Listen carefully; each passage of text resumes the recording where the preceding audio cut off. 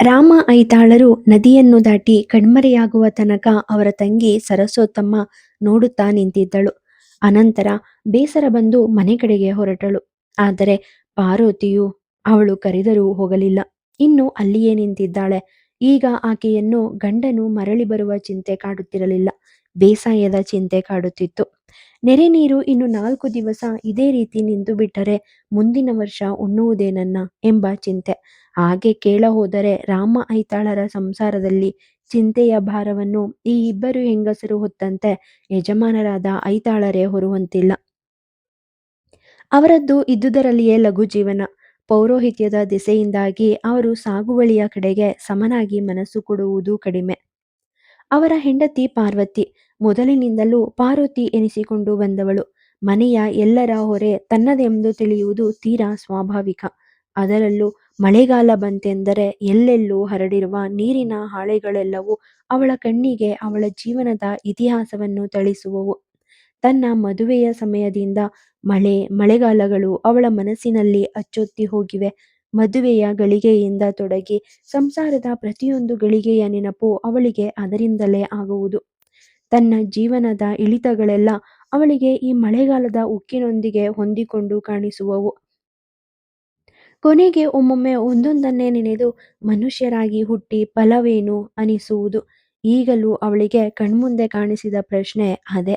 ಹಗಲು ರಾತ್ರಿಗಳು ದುಡಿಯುವುದಾಯಿತು, ಬಿತ್ತುವುದಾಯಿತು, ಬೆಳೆಯುವುದಾಯಿತು, ಯೋಚಿಸಿ ದಣಿಯುವುದಾಯಿತು.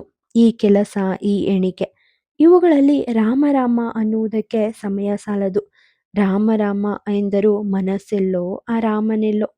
ಇದರಿಂದಲೇ ಏನು ಸುಖ ಅನಿಸುತ್ತದೆ. ಈ ವಿರಕ್ತಿ ಅವಳ ಮನಸ್ಸಿನ ನಿರಾಶೆಯ ಒಂದು ಫಲ.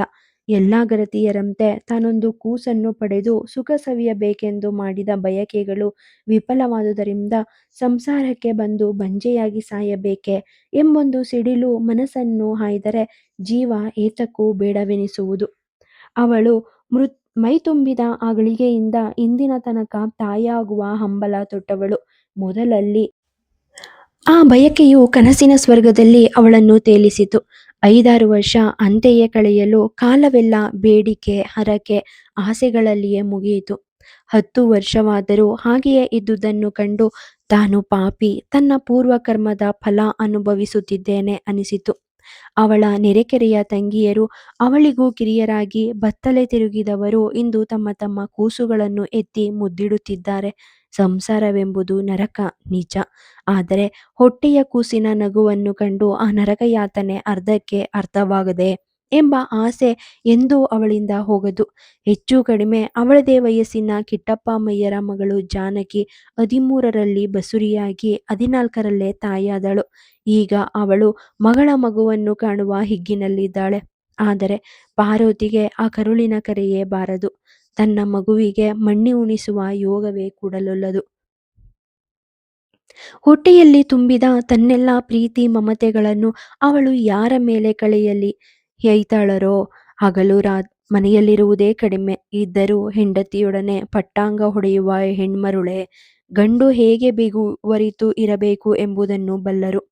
ಹಗಲಿನ ದಾಂಪತ್ಯ ಈ ರೀತಿಯಾದರೆ ರಾತ್ರಿ ಹಗಲೆಲ್ಲ ದುಡಿದ ಅಜೀವಕ್ಕೆ ಕರೆಯುವ ಮೊದಲೇ ನಿದ್ರೆ ತುಂಬುತ್ತದೆ. ಆಗಲೂ ಯಜಮಾನರೊಡನೆ ನಯಭಯವಿಲ್ಲದೆ ಮಾತನಾಡುವಂತಿಲ್ಲ. ಅಂತೂ ಅವರ ಸಾಂಪ್ರದಾಯಿಕ ಸಂಸಾರದಲ್ಲಿ ಆಚಾರ, ಕಟ್ಟಳೆ, ರಿವಾಜುಗಳ ಮಿತಿಯಲ್ಲೇ ಮಮತೆಯು ಸರಿಯಬೇಕು. ಇತ್ತ ತನ್ನಂತೆ ಕೊರಗಿಗೂ ಮನೆಯಲ್ಲಿ ಭಾಗಿಯಾಗಿರುವ ಸರಸ್ವತಿ ಎಂದರೆ ಅವಳಿಗೆ ತುಂಬ ಆದರ, ಸಹನೆ, ಮರ್ಯಾದೆ. ಅವಳ ಮೇಲೆ ಮುದ್ದು. ಪ್ರೀತಿ ಎಂಬುದು ಹೇಗೆ ಬಂದೀತು? ಹಾಗೆ ಯಾರನ್ನು ಪ್ರೀತಿಸುವಳೆ ಎಂದರೆ ಆ ನೈವೇದ್ಯಕ್ಕೆ ತಕ್ಕ ಹಾಲು ಕೊಡುವ ಕೌಲಿ ಬಣ್ಣದ ದನ ಗೋಪಿಯನ್ನು ಆದರಿಸಿದಷ್ಟು, ಮಾತನಾಡಿದಷ್ಟು ಪಾರ್ವತಿಗೆ ಸಾಲದು. ಅದರ ಕರುಗಳನ್ನು ಮುದ್ದಿಸಿ ಬೆಳೆಯಿಸಿದಷ್ಟು ಸಾಲದು. ಅವಳು ಒಬ್ಬಳೇ ಕುಳಿತು ಗೋಪಿಯನ್ನು ಮಾತನಾಡಿಸುವಾಗ ಕೆಲವು ಸಮಯ ಐತಾಳರು ಬಂದದೂ ಉಂಟು. ಇವಳಿಷ್ಟು ಗಟ್ಟಿ ಯಾರೊಡನೆ ಮಾತಾಡೋದು ಎಂದು ಚಕಿತರಾಗಿ ಬಂದು ಕೊನೆಗೆ ಹೆಂಡತಿಯ ರೀತಿಯನ್ನು ನೋಡಿ, ಇವಳಿಗೆ ಮಾತನಾಡಲು ಜನ ಬೇಕಿಲ್ಲ, ಕರುವೂ ಸಾಕು, ಒಂದು ಗೋಡೆನೂ ಸಾಕು ಎಂದದ್ದುಂಟು. ಅದೊಂದು ಪರಿಹಾಸ್ಯವಲ್ಲ, ಅವಳ ಬುದ್ಧಿಗೇಡಿತನದ ಮೇಲಿನ ಒಂದು ಅನುತಾಪ. ಗೋಪಮ್ಮ ಈ ತನಕ 5 ಕರುಗಳನ್ನು ಹಾಕಿದ್ದಾಯಿತು. ಅವನ್ನೆಲ್ಲ ಕೈಯಾರೆ ಬೆಳೆಯಿಸಿ ಬಂದು ಕೊನೆಗೆ ಕೊಟ್ಟಿಗೆ ತುಂಬೀತೆಂದು ಹೆದರಿ ಯಾರಾರಿಗೋ ಕೊಟ್ಟದ್ದಾಯಿತು. ಈಗ ಗೋಪಮ್ಮ 6ನೆಯ ಕರು ಹಾಕಿದ್ದಾಳೆ. ಅದು ಹೆಂಗರು ಅಲ್ಲ, ಗುಡ್ಡ. ಅದನ್ನು ಈಗಾಗಲೇ 1 ವರ್ಷ ಸಾಕಿಯಾಯಿತು. ಗೋಪಮ್ಮ ಈಗೇನೋ ಬತ್ತಿದ್ದಾಳಾದರೂ ದೇವರ ದಯೆ ಇದ್ದರೆ ಇನ್ನೂ ಒಂದೆರಡು ಕರುಗಳಾಗಬಹುದು. ಆದರೆ ಈ ಗುಡ್ಡವನ್ನು ಏನು ಮಾಡಬೇಕು? ಐತಾಳರು ಅದನ್ನು ಕಟ್ಟಿಕೊಂಡು ಗಾಡಿ ಮಾಡಬೇಕೇ? ಗೋಪಮ್ಮನ ದುರ್ದೈವ. ಅವಳು ಹೆಂಗರು ಹೆರುವ ಹವ್ಯಾಸವನ್ನು ಇಟ್ಟುಕೊಂಡಿಲ್ಲ. ಐತಾಳರು ಎಂದೂ ಗಂಡು ಕರುಗಳನ್ನು ವರ್ಷಕ್ಕಿಂತ ಮಿಕ್ಕಿ ಮನೆಯಲ್ಲಿ ಇರಿಸಿಕೊಳ್ಳುವ ಹವ್ಯಾಸವುಳ್ಳವರೂ ಅಲ್ಲ. ಈಗಣ ಕರುವನ್ನು 1 ವರ್ಷ ಇರಿಸಿಕೊಂಡದ್ದು ರಿಯಾಯಿತಿಯಿಂದ. ಹೆಂಡತಿಗೆ ಬೇಸರ ಬಂದಾಗ ಮಾತನಾಡಲು ಒಂದು ಜೀವ ಇರಲಿ ಎಂದು. ಇನ್ನು ಎಷ್ಟು ಕಾಲ ಹಾಗೆ ಇರಿಸಿಕೊಳ್ಳಬಹುದು? ಮೊನ್ನೆಯಷ್ಟೇ ಅವರ ಒಕ್ಕಲ ಮನೆ ಸೂರಪ್ಪನು ಒಂದು ವರಹಕ್ಕಾದರೆ ಕರುತನಗಿರಲಿ ಎಂದಿದ್ದ. ಅದರಿಂದಲೇ ಐತಾಳರು, ಪಾರ್ವತಿ, ಗುಡ್ಡನ ಸೂರನಿಗೆ ಕೊಟ್ಬಿಡ್ವಾ, ನಿನ್ನ ಗೋಪಿ ಹೆಂಗರು ಹೆರುವುದೆಂದೇ ಇಲ್ಲ. ಸುಮ್ಮನೆ ಗುಡ್ಡಗಳನ್ನು ಸಾಕಿ ಸಾಕಿ ಗಾಡಿ ಮಾಡಲಿಕ್ಕೆ ಉಂಟೆ? ಅವನಿಗೇನು ಕೊಡುವ? ಸೂರನನ್ನು ಬಿಟ್ಟು ಬಿಡಲಿಕ್ಕೆ ಬರುತ್ತದೆಯೇ? ಬೆಳೆಗಾದರೆ ಹೊಟ್ಟೆಗೆ ಅವನಿಂದಲೇ ನಮಗೆ ಕೋಣ ಬರಬೇಕು. ಈ ಮಾತುಗಳು ನಡೆದ ಸಂಜೆಯೇ ಸೂರಪ್ಪ ಬಂದೂ ಆಯಿತು, ಕರುವನ್ನು ಮಾರಿಯೂ ಆಯಿತು. ಸರಿ, ಗೋಪಿಯ 6ನೇ ಕರುವು ವಿಕ್ರಯವಾಯಿತು. ಸೂರಪ್ಪನಿಗೆ ತಾನು ಕೊಂಡ ಕರುವಿಗೆ ಒಂದು ಜತೆಯನ್ನು ಹುಡುಕಿ ಸಾಕುವ ಮಾಡುವ ಮೊದಲು ನೊಗಕ್ಕೆ ಬಿಗಿದರೇನೆ ಒಂದು ಸಂತೋಷ. ಮುಂದೆ 3 ವರ್ಷಗಳಲ್ಲಿ ಈ ಜತೆಯ 6 ಬಾರಿ ಕೈ ಬದಲಿಗೆ ಕಣ್ಮರೆಯಾಗುತ್ತದೆ. ಕಣ್ಮರೆಯಾಗುವುದು ಅಂದರೆ ಸ್ವಾಭಾವಿಕವಾಗಿ ಜಡಜಾಪತ್ತಿಗೆ ಬಲಿಯಾಗುತ್ತದೆ. ಹೀಗಾಗಿ 6ನೆಯ ಕರುವನ್ನು ಮಾರುವ ದಿವಸವೆಲ್ಲ ಪಾರ್ವತಿಗೆ ಹಿಂದಿನ 5 ಪ್ರಾಣಿಗಳ ಇತಿಹಾಸ ನೆನಪಾಗದಿರುತ್ತದೆಯೇ? ಕೊನೆಗೆ ಅವಳು ಅವುಗಳ ಹಣೆಬರಹ, ಬ್ರಹ್ಮ ಬರೆದುದನ್ನ ಯಾರಿಂದ ತಪ್ಪಿಸೋಕ್ ಬಂದೀತು ಎಂದು ಕರುವನ್ನು ಮುದ್ದಿಸಿ ಮನೆಯ ತೊಡಮೆ ತಾಡಿಸಿ ಹೋಗಿ ಬಾ ಅಪ್ಪ ಎಂದು ಮಕ್ಕಳನ್ನು ಕಳುಹಿಸುವಷ್ಟು ಅಕ್ಕರೆಯಿಂದ ಅರಸಿ ಕಳುಹಿಸಿದಳು. ಒಂದೆರಡು ತೊಟ್ಟಾದರೂ ಕಣ್ಣೀರು ಬಾರದೇ ಇರಲಿಲ್ಲ. ಈ ದಿನ ಐತಾಳರನ್ನು ಪೌರೋಹಿತ್ಯಕ್ಕೆ ನದಿಯಾತ್ರೆ ಮಾಡಿಸಿ ಕಳುಹಿಸಿಯಾಯಿತು. ಪಾರ್ವತಿಯ ಮನಸ್ಸಿನಲ್ಲಿ ಅತಿ ಬೇಸರವಾಗಿದೆ. ಮನೆಗೆ ಬಂದರೆ ಮಾತನಾಡಲು ಗೋಪಮ್ಮನ ಕರುವೂ ಇಲ್ಲ. ಅದನ್ನು ಅದೇ ಬೇಸಿಗೆಯಲ್ಲಿ ಸೂರಪ್ಪ ಕೊಂಡು ಹೋಗಿದ್ದಾನೆ. ಹೀಗಾಗಿ ಮೌನದ ಬೀಗ ಬಿಗಿದು ಬಾಯಿಗೆ ಬಿಗಿದು ಅತ್ತಿಗೆ ನಾದನಿಯರಿಬ್ಬರು ಮನೆಯ ಕೆಲಸದಲ್ಲಿ ಪ್ರವೃತ್ತರಾಗಿದ್ದಾರೆ. ಒದ್ದೆ ಕಟ್ಟಿಗೆಯನ್ನು ಒಲೆಗೆ ತುರುಕಿ ಅಡಿಗೆ ತಯಾರಿಯಲ್ಲಿ ಪಾರ್ವತಿ ತೊಡಗಿದರೆ, ಸರಸ್ವತಿಯು ಕೆಲಸವಿಲ್ಲದ್ದಕ್ಕಾಗಿ ಮಧ್ಯಾಹ್ನ ಬೇಯಿಸುವ ಅಕ್ಕಚ್ಚನ್ನು ಈಗಾಗಲೇ ಬೇಯಿಸತೊಡಗಿದ್ದಾಳೆ. ಅಡುಗೆಯ ಮನೆಯಲ್ಲಿ ಒದ್ದೆ ಕಟ್ಟಿಗೆಯಿಂದ ಹೊಗೆ, ಇಲ್ಲಿ ತರಗೆಲೆಗಳಿಂದ ಸರಸ್ವತಿಗೆ ಬಾಯಿ ತುಂಬ ಕೆಮ್ಮು. ಒಲೆಗಳನ್ನು ಉರಿಯಲು ಬಿಟ್ಟು ಒಲೆ ಮೇಲಿದ್ದ ಪದಾರ್ಥಗಳನ್ನು ತನ್ನಂತೆ ಬೇಯಬಹುದು ಎಂಬ ಧೈರ್ಯ ತಾಳಿ ಕೆಮ್ಮಿ ಕೆಮ್ಮಿ ಇಬ್ಬರ ದಮ್ಮು ಬರಿದಾಗಿತ್ತು. ಹಾಗೆಯೇ ಜಗಲಿ ಉದ್ದಕ್ಕೂ ಮೈಯನ್ನು ಚಾಚಿ ಮಲಗಿಕೊಂಡರು. ಮಲಗಿದ್ದಲ್ಲಿಂದಲೇ ವೈರಾಗ್ಯ ರಾಗದಿಂದ ಮಾತನಾಡತೊಡಗಿದರು. ಸರಸ್ವತಿ ಎಂದಳು, ಎಂದಿಗೋ ಪ್ರಥಮ ಏಕಾದಶಿ, ಅದಾದರೂ ಬೇಗ ಬಂದ್ರೆ ಇಷ್ಟು ಭಾಗವತದ ಕಥೆಗಳನ್ನಾದ್ರೂ ಕೇಳಬಹುದಾಗಿತ್ತು. ಕಳೆದ ವರ್ಷ ಮುಗಿಸಿದುದು ಎಲ್ಲಿಗೆ? ಅಕ್ರೂರ ಬಿಲ್ಲ ಹಬ್ಬಕ್ಕೆ ಕೃಷ್ಣದೇವರನ್ನ ಕರ್ಕೊಂಡು ಹೋದಲ್ಲಿಗೆ ಅಲ್ವೇ? ಈ ವರ್ಷ ಅಲ್ಲಿಂದಲೇ ಶುರು ಮಾಡುತ್ತಿದ್ದರಾಗುತ್ತಿತ್ತು. ನೋಡು ಪಾರ್ವತಿ, ಆ ಕಂಸಾಸುರನಿಗೆ ಏನು ದರಿದ್ರ ಬುದ್ಧಿ ಬಂದಿತ್ತು? ತನ್ನ ತಂಗಿಯ ಮಕ್ಕಳನ್ನ ಕೊಲ್ಲೋದಕ್ಕೆ ಹ್ಯಾಗ್ ಮನ್ಸ್ ಬಂದಿತ್ತು? ಪಾರ್ವತಿ, ಎಲ್ಲ ಅವನ ಮಾಯಕ, ದೇವ್ರ ಮಾಯಕ. ಅಲ್ಲವಾದ್ರೆ ಅವನು ಬೇಕಾದವ್ರಿಗೆ ಮಕ್ಕಳನ್ನ ಕೊಡೋದ್ರ ಬದಲು ಬೇಡವಾದವ್ರ ಸುತ್ತ ಸಂಸಾರ ತುಂಬಿಸ್ತಾನೆಯೇ? ಇದು ಪಾರ್ವತಿಯ ಬಾಯಿಂದ ತನ್ನಂತೆ ಹೊರಟ ಮಾತು. ಮಾತನಾಡಿದ ಬಳಿಕ ಅರ್ಥ ಹೊಳೆಯಿತು. ಅರ್ಥದ ಬೆಂಗಡೆಯಲ್ಲಿ ತನ್ನ ನಿಷ್ಫಲ ದಾಂಪತ್ಯ ಜೀವನದ ತೆರೆಯು ಮಿಂಚಿದಂತಾಯಿತು. ಆ ತೆರೆಯ ಒಂದೊಂದು ಸೆರಗಿನಲ್ಲೂ ಗೋಪಮ್ಮನ 6 ಕರಗಳ ಇತಿಹಾಸವೂ ಕಾಣಿಸಲಿಲ್ಲ. ಗಂಡನೆಂದ ಮಾತು ಹೊಳೆಯಿತು. ಈ ಗೋಪಿಗೆ ಹೆಂಗರು ಇರುವ ಅಭ್ಯಾಸನೇ ಇಲ್ಲ ಎಂಬ ಮಾತು. ಅದನ್ನು ತನಗೆ ಅನ್ವಯಿಸಿಕೊಂಡಳು. ನನಗೆ ಗಂಡು ಇಲ್ಲ, ಹೆಣ್ಣು ಇಲ್ಲ. ನನಗೆ ಇಷ್ಟು ಅನಿಸುತ್ತಿರಬೇಕಾದರೆ ಗಂಡನಿಗೆಷ್ಟು ಅನಿಸ್ಬೇಕು? ನಾಳೆ ಸತ್ತ ಮೇಲೆ ಬಾಯಿಗಿಷ್ಟು ನೀರನ್ನು ಬಿಡೋಕು ಒಂದು ಗಂಡು ಹುಳು ಆದ್ರೂ ಬೇಡ್ವೇ ಎಂದೆನಿಸಿತು. ತೀರಾ ಉಗ್ರವಾದ ಚಿಂತೆಯದು. ಅವರಿಗೇನು ಕಡಿಮೆ? ಊಟಕ್ಕಿದೆ, ಆಸ್ತಿ ಇದೆ, ತೋಟ ಇದೆ, ಹಸ ಇದೆ. ಬಡತನವಾದ್ರೂ ಬೇಡಿ ತಿನ್ಬೇಕಿಲ್ಲ. ಆದ್ರೆ ಈ ಎಲ್ಲ ಸಂಪತ್ತು ಸಾಯುವ ಗಳಿಗೆಯ ತನಕ.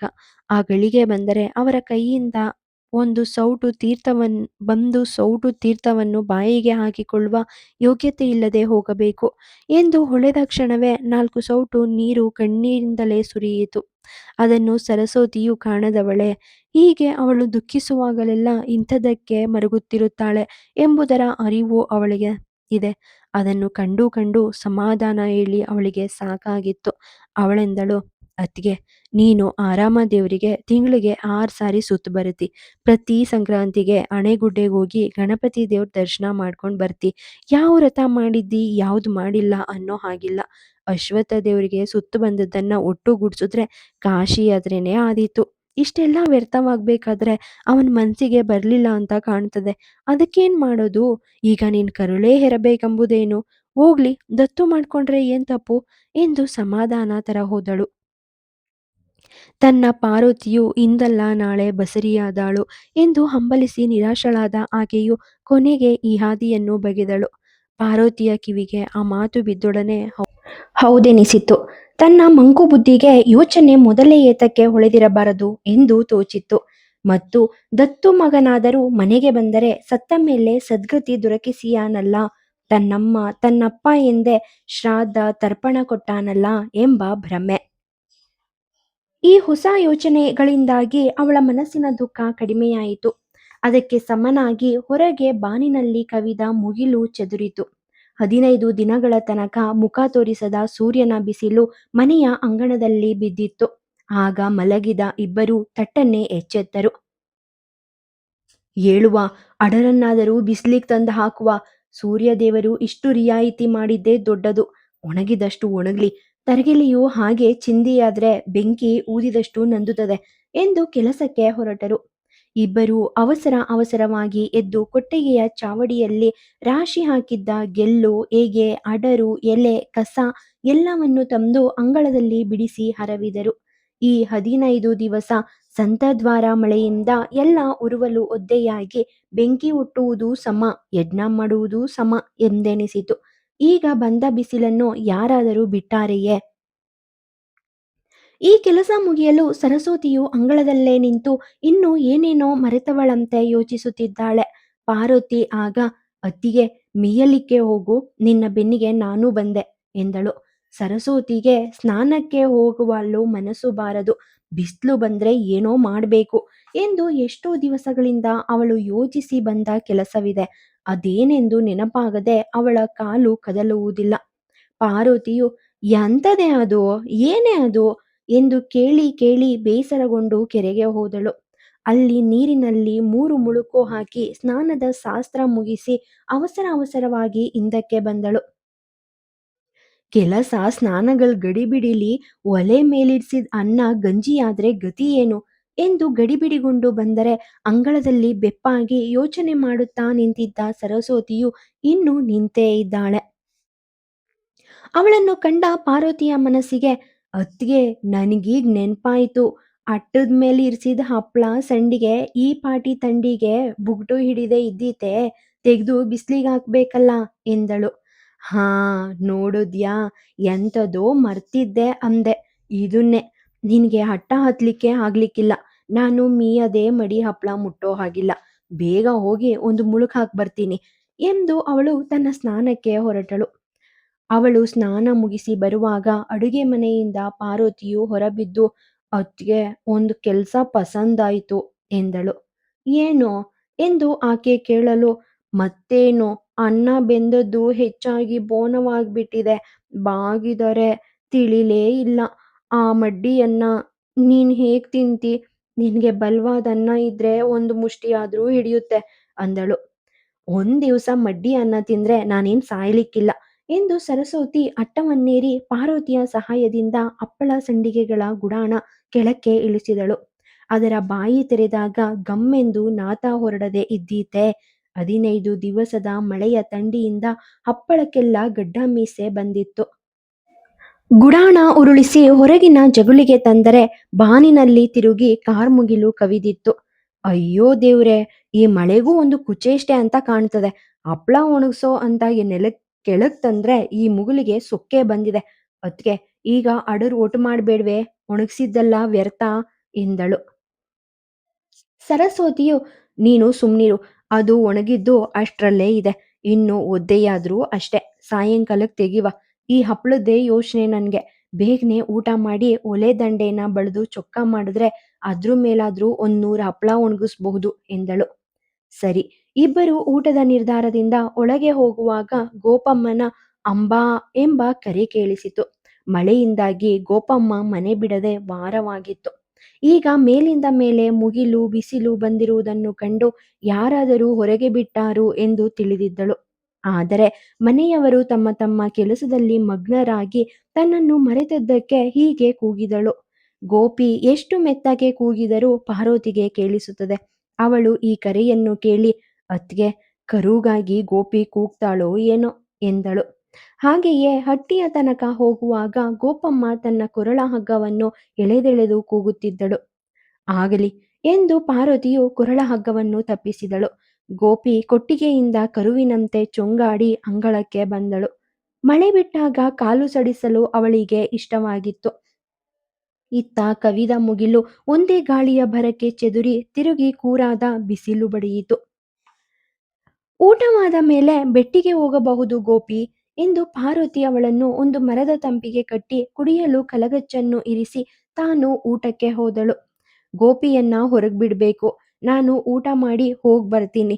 ಬಿಸ್ಲು ಹೀಗೆ ಇದ್ರೆ ನೀನು ಹಪ್ಳನ ಬಿಸ್ಲಿಗ್ ಹರಡು ಎಂದಳು. ಇದೇ ಮಾತುಕತೆಗಳಲ್ಲಿ ಸರಸ್ವತಿಗೆ ಊಟದ ವೇಳೆಯಲ್ಲಿ ಅನ್ನವು ಮಡ್ಡಿಯಾಗಿತ್ತು ಎಂದುದು ತಿಳಿಯಲಿಲ್ಲ. ಊಟವಾಯಿತು. ಪಾರ್ವತಿಯು ಗೋಪಮ್ಮನ ಬಳಿಗೆ ಬಂದಳು. ಇತ್ತ ಗೋಪಿಯೊಬ್ಬಳನ್ನೇ ಬಿಟ್ಟರಾಯಿತೆ. ಕೊಟ್ಟಿಗೆಯಲ್ಲಿ ಇನ್ನೆರಡು ಹಾಲು ಕೊಡದ ಒಣಕಲು ದನಗಳಿದ್ದಾವೆ. ಅವು ಹಾಲು ಕೊಡುವಂತಿಲ್ಲ. ಅವುಗಳಿಗೆ ಪ್ರಾಯವಾಯಿತು. ನೀವು ಗೋಪಿಯೊಟ್ಟಿಗೆ ಕೈಕಾಲಾಡ್ಸ್ಕೊಂಡ್ ಬನ್ನಿ ಎಂದು ಅವುಗಳನ್ನು ಜೊತೆಗೆ ಕರೆದುಕೊಂಡು ಮನೆಯಿಂದ ಅರಾಲಿಗೆ ಕಾಲಿರಿಸಿದಳು. ಮನೆಯ ಹಿಂದಿನ ಹೊಯ್ಯಿಗೆ ದಿನ್ನೆ ಕಳೆದರೆ ವಿಶಾಲವಾದ ಬೆಟ್ಟು ಬರುತ್ತದೆ. ಮಳೆಯ ನೀರನ್ನು ಕುಡಿದು ಆ ಬಯಲೆಲ್ಲ ಹಸುರು ಹುಲ್ಲನ್ನು ಚಿಗುರಿಸಿಕೊಂಡು ರತ್ನ ಕಂಬಳಿ ಹಾಗೆ ಆಗಿತ್ತು.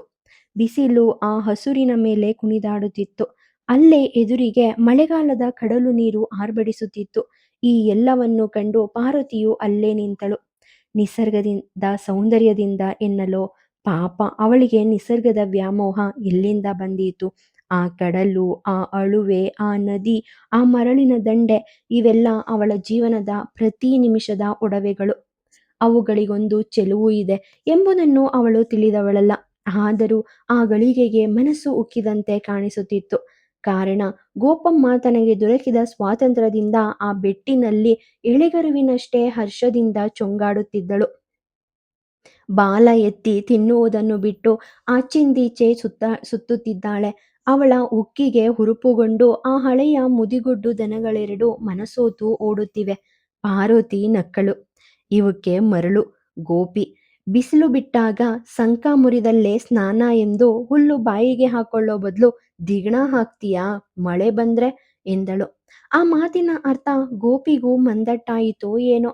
ಆಕೆಯು ಆಟ ನಿಲ್ಲಿಸಿ ಗಬಗಬನೆ ಹುಲ್ಲಿಗೆ ಬಾಯಿ ಹಾಕಿದಳು. ಏನಾತ್ರ! ಆ ಕಣ್ಣಿನ ಹಿಗ್ಗು ಹೊಳಪುಗಳೇನು! 6 ತಿಂಗಳ ಕಾಲ ಒಣ ಹುಲ್ಲನ್ನು ಕಡಿದು ಕಡಿದು ಅವಳಿಗೆ ಈ ಹಸಿರು ಔತಣದೂಟ ಅನಿಸಿರಬೇಕು. ಗೋಪಮ್ಮನ ಮುದಿಗೆಳತಿಯರು ಹುಲ್ಲನ್ನು ಚೆನ್ನಾಗಿ ಕಡಿಯಲಾರದವು. ಹಲ್ಲುಗಳು ಉದುರಿ ಪ್ರತಿ ತುತ್ತನ್ನು ತಿನ್ನುವುದೆಂದರೆ ಅಷ್ಟು ಪ್ರಯಾಸವಾಗಿತ್ತು. ಆದರೂ ಅವು ಅಷ್ಟು ಹಿಗ್ಗಿನಿಂದ ಮೇಯತೊಡಗಿದವು. ಬಿಸಿಲು ಕೂರಾಗಿಯೇ ಇತ್ತು. ಪಾರ್ವತಿ ಮೊದಲು ಮೊದಲು ಹಾಗೆಯೇ ತಲೆಯ ಮೇಲೆ ಕೈಯನ್ನಿರಿಸಿ ರಕ್ಷಣೆ ಹೊಂದುವೆನೆಂದು ನಿಂತಳು. ಅಲ್ಲೇ ಪಕ್ಕಕ್ಕೆ ಸರಿದು ಹೊನ್ನೆ ಮರಗಳ ನೆರಳಿಗೆ ಬಂದಳು. ಅಬ್ಬಾ, ಮಳೆಗಾಲದ ಬಿಸ್ಲೇ ಎನಿಸಿತು. ಮರಗಳ ತಂಪಿನಲ್ಲಿದ್ದ ಮೇಯುವ ದನಗಳನ್ನು ನೋಡುತ್ತಾ ಕುಳಿತಳು. ಸುಮ್ಮನೆ ಕುಳಿತಿರುವುದೆಂದರೆ ಆಗದ ಜೀವ. ಹೀಗಾಗಿ ಆಚೀಚೆ ಕಂಡಳು. ಅಲ್ಲಿ ಬಿದ್ದಿರುವ ಹೊನ್ನೆ ಕಾಯಿಗಳನ್ನಾದರೂ ಒಟ್ಟು ಮಾಡುತ್ತೇನೆಂದು ಅವುಗಳನ್ನಾರಿಸಲು ಹೊರಟಳು. ತನ್ನ ಸೀರೆಯ ಮೊಟ್ಟೆಯಲ್ಲಿ ಒಂದೊಂದೇ ಕಾಯನ್ನು ಹೆಕ್ಕಿ ಹಾಕಲು ಮೊಟ್ಟೆ ತುಂಬಿತು. ಅಯ್ಯೋ, ಈ ಪಾಟಿ ಕಾಯನ್ನ ಹೆಕ್ಕದೆ ಬಿಟ್ಟವರುಂಟೆ ಎಂದು ತನ್ನ ಮರೆವಿಗಾಗಿ ತಾನೇ ಶಪಿಸಿಕೊಂಡಳು. ಮೊಟ್ಟೆ ಬಿರಿಯುವಷ್ಟು ಕಾಯಿ ಕೂಡಲು ಅಲ್ಲೇ ಒಂದು ಕಡೆ ರಾಶಿ ಹಾಕಿದಳು. ಆ ದೊಡ್ಡ ರಾಶಿಯನ್ನು ಕಂಡು ಗಾಣಿಗನ ನೆನಪಾಯಿತು. ಆ ವರ್ಷ ಒಟ್ಟಾದ ಕಾಯನ್ನು ಗೋವಿಂದ ಮೇನಿಯನಿಗೆ ಕೊಟ್ಟಿರಲಿಲ್ಲ. ಪ್ರತಿ ವರ್ಷ ಅವಳು ಸರಸ್ವತಿಯೂ ಸೇರಿ ಅರ್ಧ ಹಾಡ ಹೊನ್ನೆ ಎಣ್ಣೆಗಾಗುವಷ್ಟು ಹೊನ್ನೆಕಾಯಿ ಸಂಗ್ರಹಿಸುತ್ತಿದ್ದರು. ಈಗ ದೊರೆತ ಕಾಯಿ ಕೂಡಿದರೆ ಅಷ್ಟು ಎಣ್ಣೆ ಈ ವರ್ಷವೂ ಧಾರಾಳವಾಗಿ ಸಿಗಬಹುದು. ಮಳೆಗೆ ಮುಂಚೆಯೇ ಆ ಕಾಯಿಗಳನ್ನು ಒಡೆದು ಬಿಸಿಲಿಗೆ ಹಾಕಿದ್ದರೆ ಮೇನಿಯನಿಗೆ ತಕ್ಷಣವೇ ಕೊಡಬಹುದಿತ್ತು. ಹಾ, ಒಳ್ಳೆ ಮರೆವು ಪಕ್ಕನೆ ಒಳಗಿನ ಎಣ್ಣೆ ಖರ್ಚಾದರೆ ದೇವ್ರ ದೀಪ ಉರ್ಸೋವಾಗ ನೆನಪಾಗಿ ಯಾರ್ಯಾರನ್ನೋ ಬೇಡುವ ಪ್ರಸಂಗ ಬರ್ತಿತ್ತಲ್ಲ ಎನಿಸಿತು. ಅವರ ಮನೆಯಲ್ಲಿ ದೇವರ ದೀಪ ಒಂದೇ ಅಲ್ಲ, ಮನೆ ಕಾಲು ದೀಪ, ಕಾಲು ಗುಡ್ಡ, ತಿರುಗಾಟದ ಕೈಬೆಳಕು ಎಲ್ಲವನ್ನೂ ಹೊನ್ನೆ ಎಣ್ಣೆಯಿಂದಲೇ ಬೆಳಗಬೇಕು. ತನ್ನ ಮರೆವೆಯಿಂದ ಮನೆಯ ದೀಪ ಉರಿಯದಂತಾಗುತ್ತಿತ್ತಲ್ಲ ಎಂದು ತೋಚಿ ತಾನೊಬ್ಬಳು ಅಪರಾಧಿನಿ ಎನಿಸುವಷ್ಟು ವ್ಯಥೆಯಾಯಿತು. ತನ್ನನ್ನೇ ಶಪಿಸಿಕೊಂಡು, ಯಾಕೋ ಏನೋ ನನ್ನ ಮರೆವೆ ದಿನ ಬಿಟ್ಟು ದಿನ ಹೆಚ್ಚಾಗ್ತಿದೆ ಎಂದಳು. ಮರುದಿನವೇ ಅದನ್ನು ತಾನೇ ಗಾಣದ ಮೇನಿಯನಿಗೆ ಮುಟ್ಟಿಸುವುದಾಗಿ ನಿರ್ಧರಿಸಿದಳು. ಆದರೆ ಬಿಸಿಲಿಗೆ ಹಾಕದ ಹೊಂಗಿನಿಂದ ಎಣ್ಣೆ ಸಮನಾಗಿ ಬಂದೀತೆ, ಬಿಸಿಲು ಇನ್ನೂ ಬರುವುದೆಂದು, ಇವತ್ತು ಬಂದಂತೆ ಬಂದರೆ ಆಗುತ್ತಿತ್ತು ಎಂದೆಲ್ಲ ತೋಚಿತು. ಹೊನ್ನೆ ಎಣ್ಣೆಯ ತಪಸ್ಸಿನಲ್ಲಿ ಹೊತ್ತು ತಿರುಗಿತು. ಅವಳು ಯೋಚನೆಯಲ್ಲಿ ಒಂದು ಜಾವ ಸಮಯವನ್ನಾದರೂ ಕಳೆದಿರಬೇಕು. ಒಮ್ಮೆಗೆ ಕನಸಿನಿಂದ ಎಚ್ಚೆತ್ತ ಹಾಗೆ, ಗೋಪಿ, ಸಾಕು ಮೆಂದದ್ದು, ಏಯ್ ಕೆಂಪಿ, ಚಂಪಿ, ಮನೆಗ್ ಬನ್ನಿ ಎಂದು ಕೂಗಿದಳು. ಅವು ಬಂದವು. ಅವನ್ನು ಎಬ್ಬುತ್ತಾ ಪಾರ್ವತಿಯ ಸವಾರಿಯು ಮನೆಗೆ ಹೊರಟಿತು. ಹಟ್ಟಿಯನ್ನು ಸೇರಿ ಅವುಗಳನ್ನು ಅಲ್ಲಿ ಕಟ್ಟಿದ ಬಳಿಕ, ಅತ್ತಿಗೆ, ಕಿಚ್ಚು ಹಿಡ್ದ ನನ್ನ ನೆನಪನ್ನ ಕಂಡಿಯ, ಹೊನ್ನೆಕಾಯಿ ಗೋವಿಂದನ್ಗೆ ಕೊಡ್ಲೇ ಇಲ್ಲ, ಈ ವರ್ಷ ಎಣ್ಣೆ ಬೇಡವೆಂದು ಎಣಿಕೆಯೋ ಏನೋ ಎಂದಳು. ಅಂಗಳದಲ್ಲಿ ಹಪ್ಪಳದ ಬುಕುಟನ್ನು ಜಾಡಿಸಿ ಒಣಗಿಸುತ್ತಿದ್ದ ಸರಸ್ವತಿಯು, ನಿನಗೆ ನೆನಪೇ ಆಗದಿದ್ರೇನು, ನನಗ್ ನೆನಪಾಗಿ ಅವನನ್ನ ಕರೆದು ಕೊಟ್ಟಿದ್ದೆ, ಆದ್ರೆ ಹಾಡಿಗೋದ್ರೆ ಇನ್ನೂ ಒಂದು ಕಳಸೆ ಕಾಯಿ ಸಿಗ್ಬಹುದು, ಈ ದರಿದ್ರ ಮಳೆಯಿಂದಾಗಿ ನಾನು ಆ ಕಡೆಗೆ ಹೋಗ್ಲೇ ಇಲ್ಲ ಎಂದಳು. ಇಬ್ಬರು ಮನೆಯ ಅಂಗಳದಲ್ಲಿ ಸಂಧಿಸಿದರು. ಅತ್ತಿಗೆ, ಒಂದು ಕಳಸೆ ಕಾಯಾದೀತು, ಒಟ್ಟು ಮಾಡಿ ಅಲ್ಲಿ ರಾಶಿ ಹಾಕಿ ಬಂದಿದ್ದೀನಿ, ಈಗ ಹೆಡಿಗೆ ಹಿಡ್ಕೊಂಡು ಹೋಗಿ ತರ್ತೀನಿ ಎಂದಳು. ಹಪ್ಪಳದ ಕೆಲಸ ಮುಗಿಯುತ್ತಾ ಬಂತು. ನಾನು ಆಚೆ ಹೋಗಿರ್ಲೇ ಇಲ್ಲ, ಇಂದಾದ್ರೂ ಹೋಗಿ ಬರ್ತೀನಿ. ದೇವ್ರ ದಯೆಯಿಂದ ಒಂದು ಬಿಸಿಲಾದ್ರೂ ಚೆನ್ನಾಗ್ ಬಂತಲ್ಲ, ಅಡುರುಗಳು ಒಣಗದೆ ಹೋದ್ರೂ ಎಲೆ ಗರಿ ಗರಿಯಾಗಿದೆ, ಅಡುರುಗಳಿಗೆ ಇನ್ನೂ ಒಂದು ಬಿಸಿಲು ಬೇಕು, ನಾಳೆಯೂ ಬಿಸಿಲು ಬಂದ್ರೆ ಆಗ್ತಿತ್ತು ಎಂದಳು ಸರಸ್ವತಿ. ನಾಳೆ ಬರ್ಲಿ ಬಾರದಿರ್ಲಿ, ಈಗ ಬಂದದ್ದಕ್ಕೆ 4 ದಿನದ ಕಣ್ಣೀರ್ ತಪ್ತಲ್ಲ, ಅಷ್ಟೇ ಉಪಕಾರ ಎನಿಸಿತು ಪಾರ್ವತಿಗೆ. ಸರಿ, ಪಾರ್ವತಿಯು ಒಣಗ ಹಾಕಿದ ತರಗೆಲೆ ಕಸಕಡ್ಡಿಗಳನ್ನು ರಾಶಿ ಮಾಡತೊಡಗಿದಳು. ಸರಸ್ವತಿಯು ಹೆಡಿಗೆ ಹಿಡಿದುಕೊಂಡು ಅರಾಲಿನ ಹೊನ್ನೆ ಮರದ ಕಾಡಿಗೆ ಹೊರಟಳು. ಪಾರ್ವತಿಯು ಉರುವಲನ್ನೆಲ್ಲ ರಾಶಿ ಮಾಡಿ ಹಟ್ಟಿಯ ಚಾವಡಿಯ ಮೇಲೆ ಕೊಂಡು ಹೋಗಿ ಸುರಿಯುವಷ್ಟರಲ್ಲಿ ಸಂಜೆಯಾಯಿತು. ದನಗಳಿಗೆ ಬಾಯರು, ಅಕ್ಕಚ್ಚು ಬೆಳಿಗ್ಗೆ ಬೇಯಿಸಿಯಾಗಿತ್ತು. ಅವುಗಳಲ್ಲೇ ಒಂದಿಷ್ಟನ್ನು ದಬರಿಗೆ ತುಂಬಿಸಿ ದನಗಳ ಮುಂದಿನ ಬಾಣಿಗೆ ಸುರಿದು ಬಂದಳು. ಇತ್ತ ಹಾಡಿಗೆ ಹೊರಟ ಸರಸ್ವತಿಗೆ ಬಯಲಿನ ಹಸುರನ್ನು ನೋಡಿ ಉಲ್ಲಾಸವಾಯಿತು.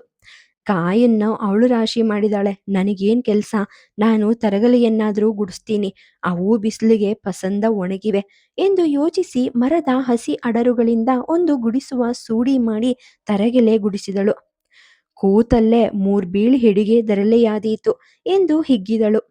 ಹೆಡಿಗೆಯಲ್ಲಿ ಹೊನ್ನೆಕಾಯನ್ನು ಕೊಂಡು ಹೋಗಿ ಮನೆಯ ಚಾವಡಿಯ ಮೂಲೆಯಲ್ಲಿ ಸುರಿದು ಬರುವಾಗ ಬೀಳಿನ ಹೆಡಿಗೆ ಕೊಂಡು ಬಂದು ತರಗೆಲೆಯನ್ನು ಅದರಲ್ಲಿ ತುಂಬಿಸಿದಳು.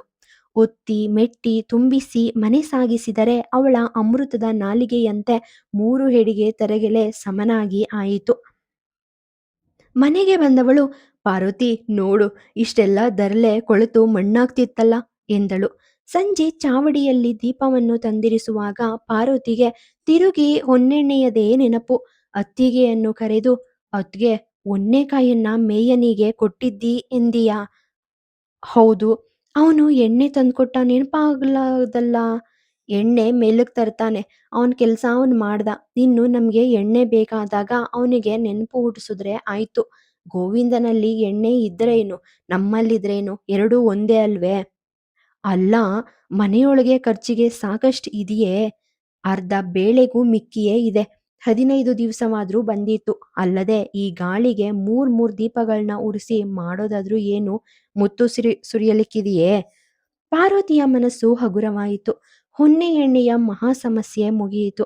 ಆಕೆಯು ಗೋಪಮ್ಮನ ಹಾಲನ್ನು ಹಿಂಡಿ ಬಂದಿದ್ದಳು. ದೇವರಿಗೆ ದೀಪ ಉರಿಸಿಯಾಯಿತು. ಹಗಲಿನ ಹೊಲಸು ಮೈಲಿಗೆಯನ್ನು ತೊಳೆಯಲು ಇನ್ನೊಂದು ಸ್ನಾನ ಮಾಡಬೇಕು.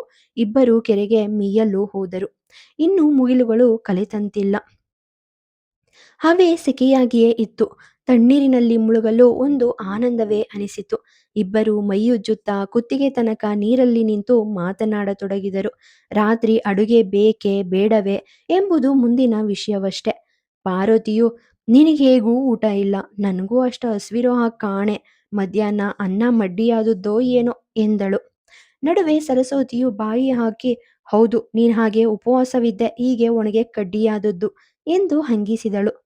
ನಿನ್ ಗಂಡ ಅಲ್ಲಿ ಸುಮ್ಮನಿಲ್ಲ. ಪಾಯಸ ಪರಮಾನ್ನ ಸುರಿಯುತ್ತಿರುವಾಗ ನೀನೊಂದು ಗಂಜಿಯನ್ನಾದ್ರೂ ಬೇಯಿಸಿ ತಿನ್ಬಾರ್ದೆ?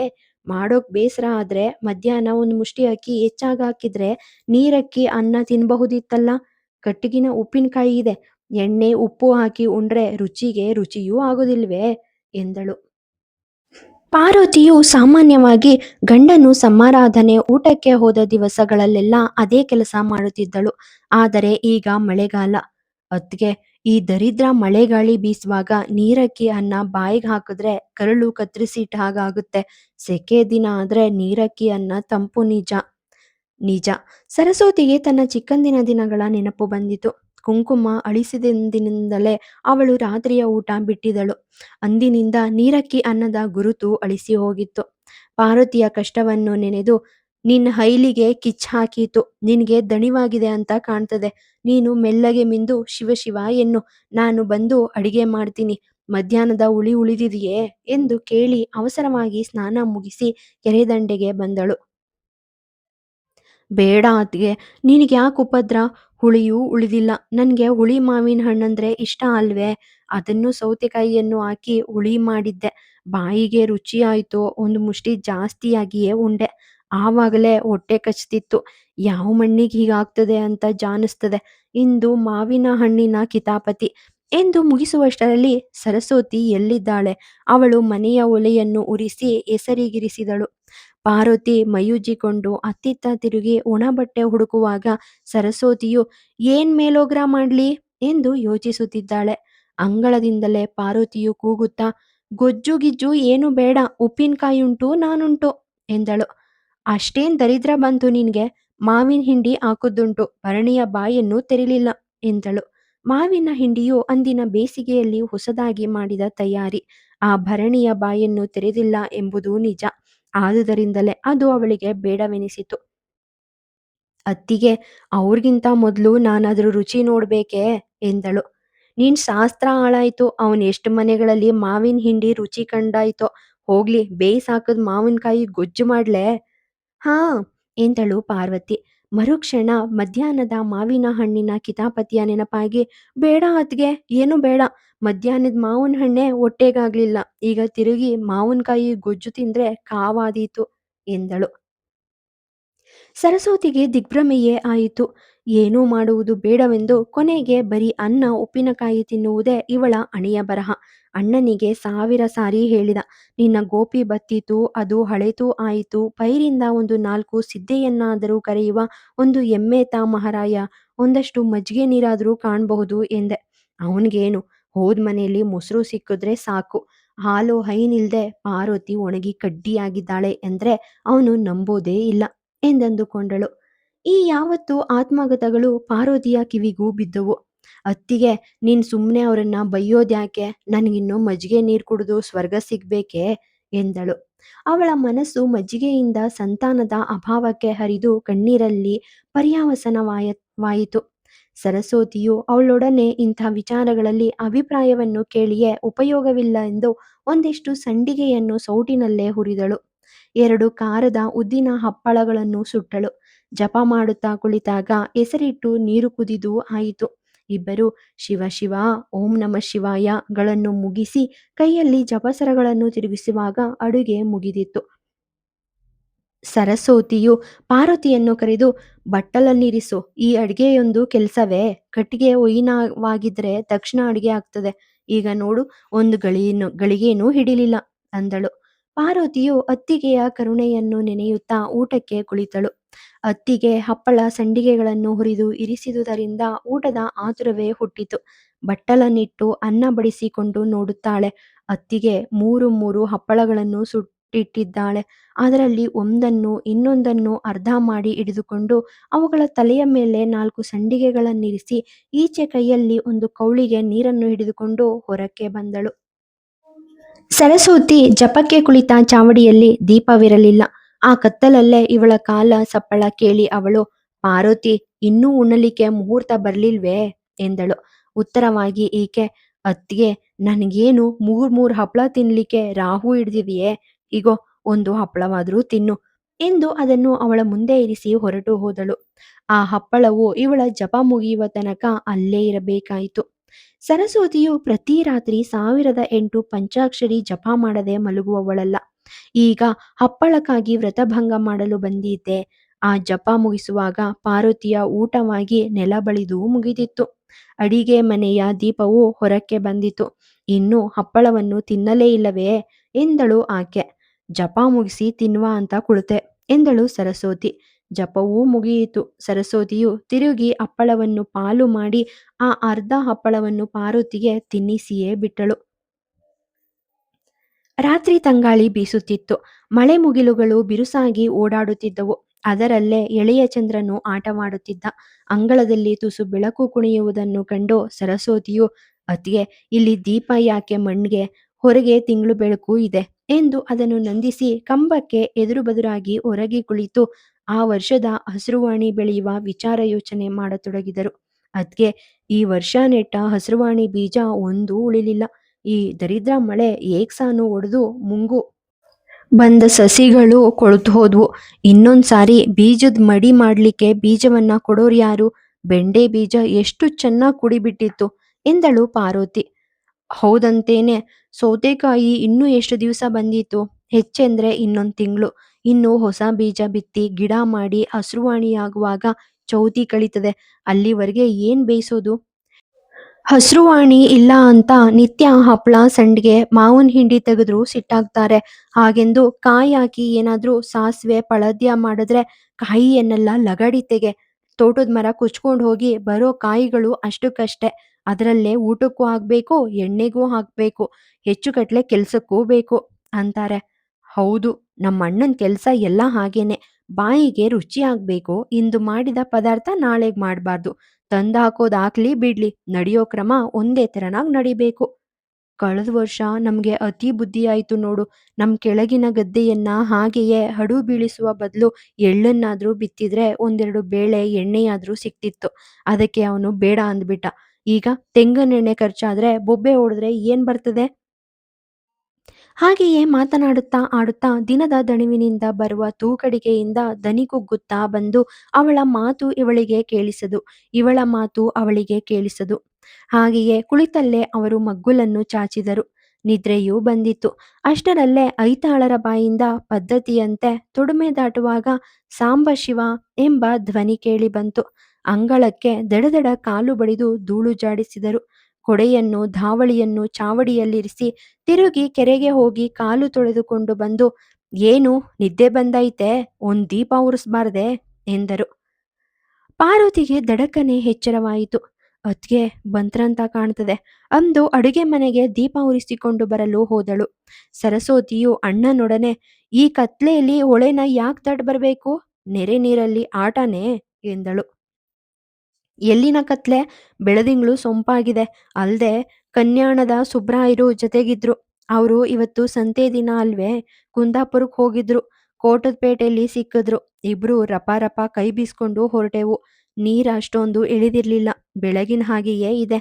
ಆದ್ರೆ ಅದಕ್ಕೆ ಬರ್ತದಾ? ನೀರು ಸೇರಿರ್ಬೇಕು. ಇನ್ನೇನು ಬೆಳಿಗ್ಗೆ ಇಳಿದೀತು. ಮಳೆಯೂ ಬಿಟ್ಟು 2 ಜಾವವಾಗ್ಲಿಲ್ಲ. ನೀರು ಇಳಿದೀತು. ನೀರು ಬಹಳ ಇತ್ತು ಅಂದೆಯಾ?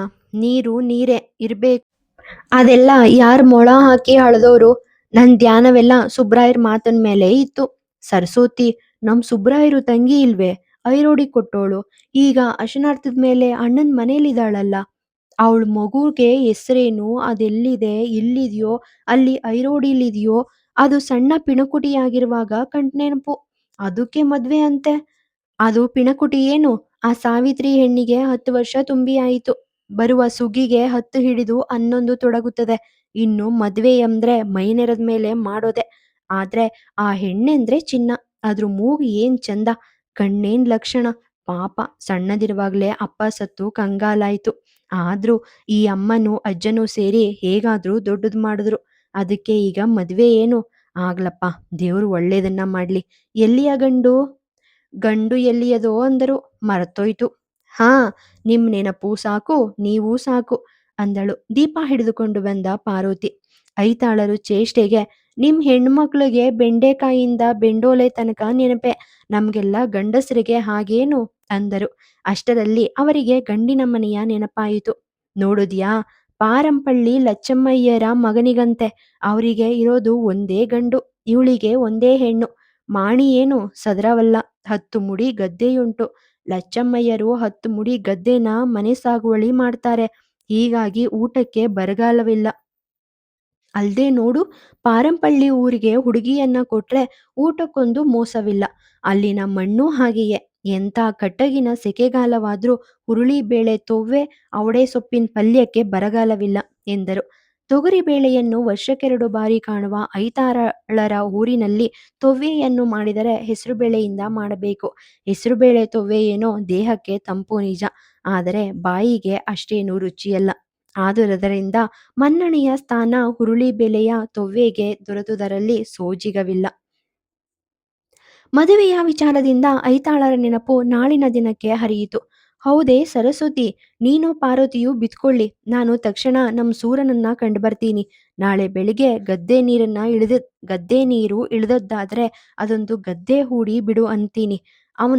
ಅವನ ಗದ್ದೆ ಇನ್ನೂ ಕೆಳಗಿನದಲ್ಲವೇ, ಅದರಿಂದ ಒಮ್ಮೆಗೆ ನೀರು ಇಳಿಯಲಾರದು. ನಮ್ಮದನ್ನ ಅವನು ಹೂಡಿಕೊಟ್ರೆ ನಡುವುದನ್ನು ಹೇಗೋ ನಡಬಹುದು. ಆಮೇಲೆ ಊರವರ ಹೂಟೆ ನಟ್ಟಿ ಒಮ್ಮೆಗೆ ಶುರುವಾಯಿತೆಂದರೆ ನಮ್ಮನ್ನ ಯಾರ್ ಕೇಳ್ತಾರೆ?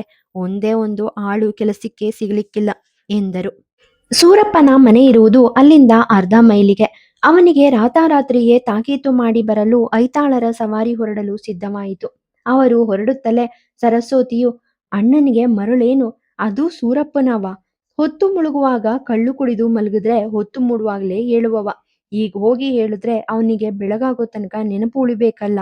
ನಾನು ಬೆಳಗಿನ ಜಾವಕ್ಕೆ ಹೋಗ್ ಬರ್ತೀನಿ. ಸೂರನ ಹೆಂಡತಿಯನ್ನ ಕರೆದು ಹೇಳಿದ್ರೆ ಅವಳು ಗಂಡನ ಹೊಟ್ಟೆಗೆ ಇಷ್ಟು ತಂಗಳನ್ನ ತೋರಿಸಿ ಅವನನ್ನ ಹೋಟೆಗೆ ಕಳಿಸ್ತಾಳೆ ಎಂದು ಸಮಾಧಾನ ಪಡಿಸಿದಳು. ಸರಿ, ಹಾಗೆಯೇ ಆಗಲೆಂದು ಎಲ್ಲರೂ ಚಾಪೆ ಹಿಡಿದರು.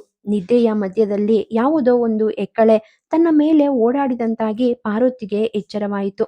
ಎಚ್ಚರದೊಂದಿಗೆ ತನ್ನ ಮಗ್ಗುಲಲ್ಲಿ ಮಲಗಿದ್ದ ಯಜಮಾನರ ನೆನಪು ಆಯಿತು.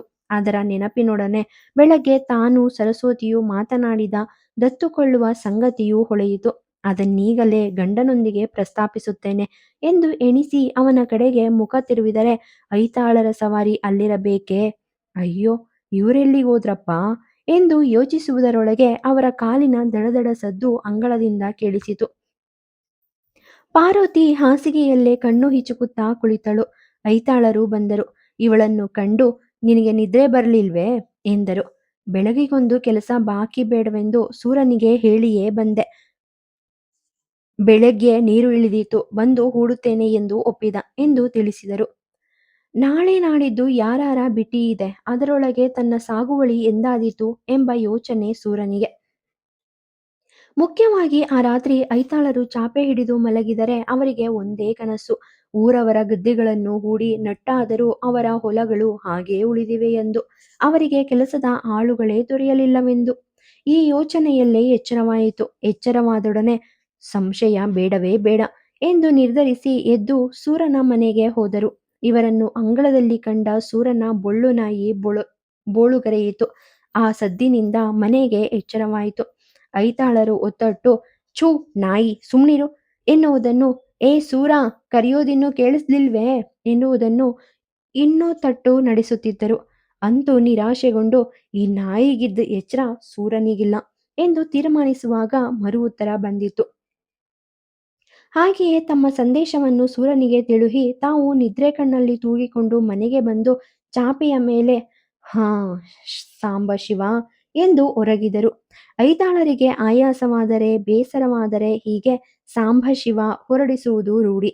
ಹಾಗಾಗಿ ಹೆಂಡತಿಯು ಮೆಲ್ಲಗೆ, ಏನು ಬೇಸರವೇ ಎಂದು ಕೇಳಿದಳು.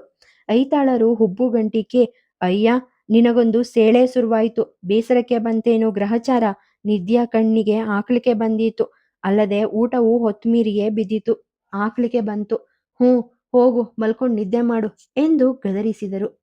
ದತ್ತುಕೊಳ್ಳುವ ಪ್ರಸ್ತಾಪ ಆಡಲು ಅವಳ ನಾಲಿಗೆ ನೀಡಿತ್ತು. ಅದು ಈ ಜಬರದಸ್ತಿನಿಂದ ಶಾಂತವಾಗಿ ಈಗ ಬೇಡ ಎಂದು ಪಾರ್ವತಿ ನಿರ್ಧರಿಸಬೇಕಾಯಿತು. ಹಾಗೆಯೇ ಮಲಗ್ಬಿಡ್ತೀನಿ ಎಂದು ಹೊರಗಿದಳು. ಪಾರ್ವತಿಗೆ ಯಾವಾಗಲೂ ಕರೆದೊಡನೆ ನಿದ್ರೆ. ಇತ್ತ ಐತಾಳರು ಮನೆಯ ಗೋಡೆಗಳಿಗೆ ತೂಗಿದ್ದ ಹನೆಗರಿಗಳ ಆರ್ಭಟೆಯನ್ನು ಮೀರಿಸುವ ಮೂಗಿನ ಆರ್ಭಟೆಗೆ ತೊಡಗಿದರು.